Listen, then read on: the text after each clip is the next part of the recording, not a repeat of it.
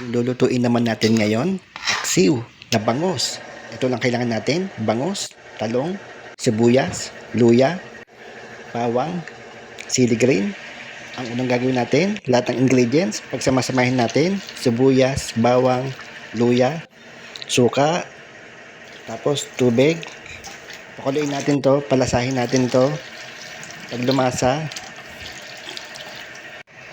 ilagay natin yung bangus. Ang bangus naman, madali lang maluto to o madurog. Hinahinay lang sa paghalo, baka magkadurog-durog. Tapos, next natin yung talong. Pag nagawa natin, lagyan natin ng cubes.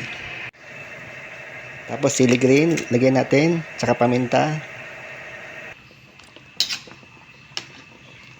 Tapos, gawin lang natin hanggang sa malagyan natin yung patis. Tapos halo-haloin lang natin para hintayin natin lumasa to.